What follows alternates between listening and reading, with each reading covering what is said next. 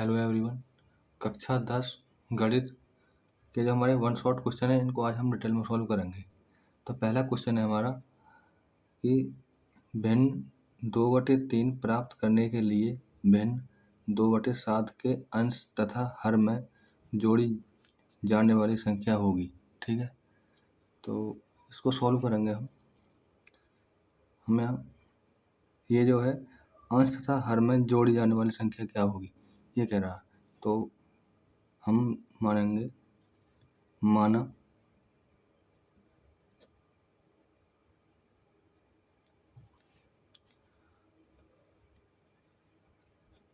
अंश व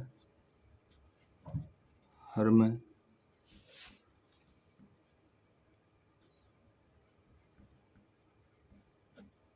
जोड़ी जाने वाली संख्या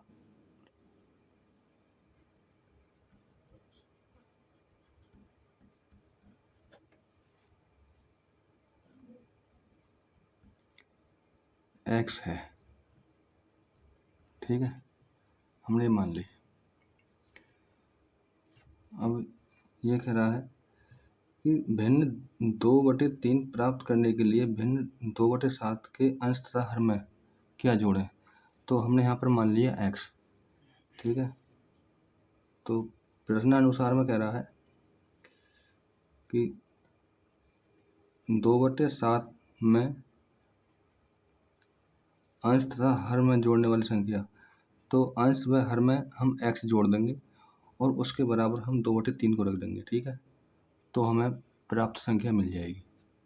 ठीक है, तो प्लस x और प्लस x, क्योंकि ये हो गया हमारा अंश और ये हो गया हमारा हर।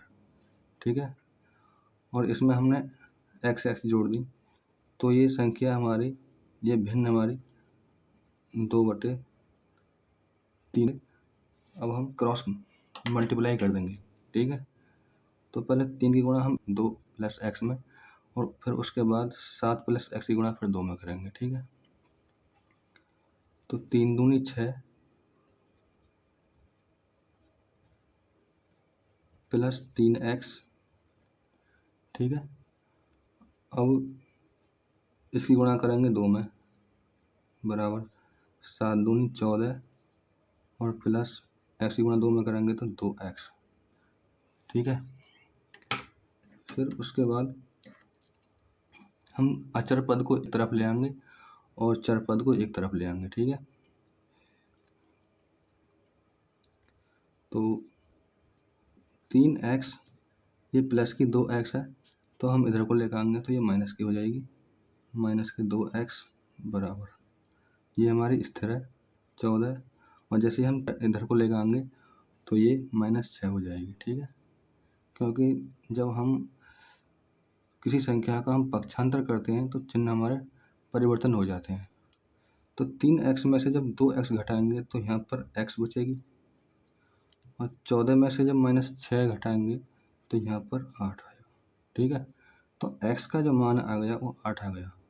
तो अंश में हर में जोड़े जाने वाली संख्या जो होगी वो होगी 8। तो यही हमारा आंसर होगा। ठीक है, अब चलते हैं हम अगले प्रश्न की तरफ। तो अगला प्रश्न हमारा ये है प्रश्न नंबर 2 कि रैखिक समीकरण युग्म को प्रतिस्थापन विधि से हल कीजिए। ठीक है, समीकरण ये है x + y = 14 और x - y = 4।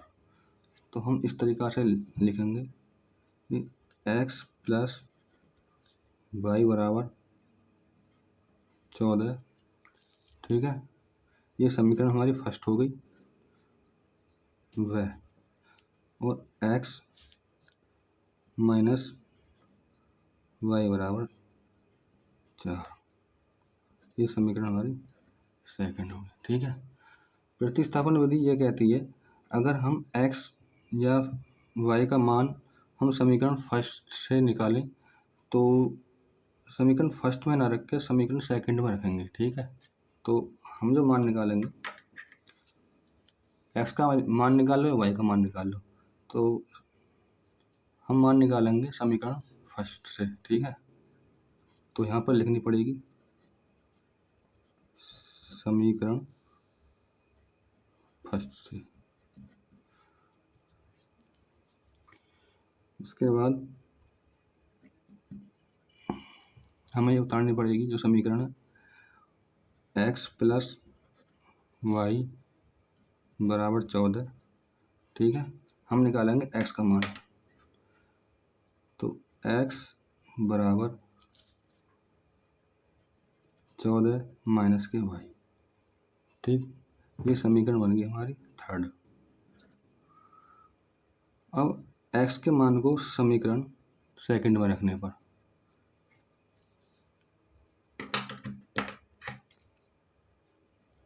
x के मान को समीकरण सेकंड में रखने पर, ठीक है। तो समीकरण है हमारी सेकंड, वो है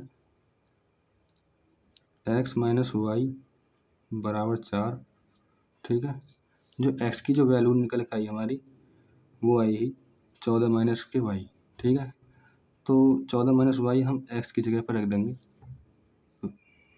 14 माइनस वाई और माइनस वाई और बराबर 4।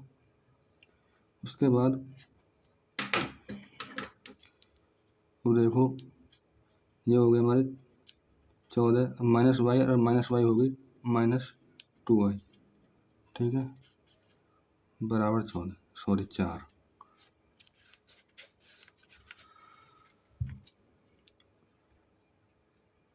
तो माइनस के 2y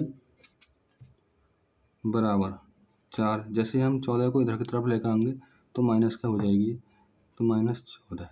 ठीक है, माइनस के 2y बराबर यहाँ पर -10 आएगी। ठीक, और इस माइनस से माइनस कैंसिल आउट हो जाएगा। और जैसे हम y का मान निकालेंगे तो y बराबर 10/2। ठीक है, 2 से डिवाइड करेंगे 10 को, 2 पंजे 10।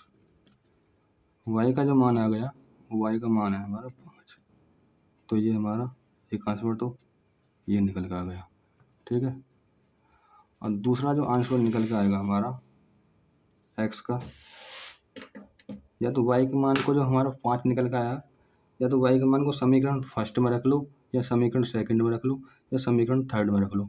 ठीक है, आप कोई भी समीकरण में रख सकते हो और आपका x का मान निकल के आ जाएगा। तो मैं रख रहा हूँ y का मान समीकरण सेकंड में। ठीक है, y का मान समीकरण सेकंड में रखने पर, यह आपको प्रॉपर लैंग्वेज लिखनी होगी एग्जाम में। ठीक है, और सेकंड समीकरण हमारी ये है कि x माइनस वाई बराबर 4। अब y का जो मान निकल कर आया ना हमारा, वो आया 5। ठीक है, तो हम y की जगह पर हम 5 रख देंगे। तो x माइनस 5, ठीक है, बराबर 4। जैसे हम x की वैल्यू निकालेंगे तो x बराबर 4 प्लस के 5, इधर को लेकर आए तो हमारे प्लस का हो गया 5। तो x बराबर 5 4 9। दूसरा जो आंसर है हमारा 9 होगा। ठीक है, y का मान हमारा 5 आ गया और x का मान हमारा 9 आ गया। तो बच्चों, आपको ये सवाल समझ में आ गए होंगे, तो वीडियो को लाइक ज़रूर कर दीजिए। तो आज के लिए बस इतना ही। धन्यवाद। Thanks for watching.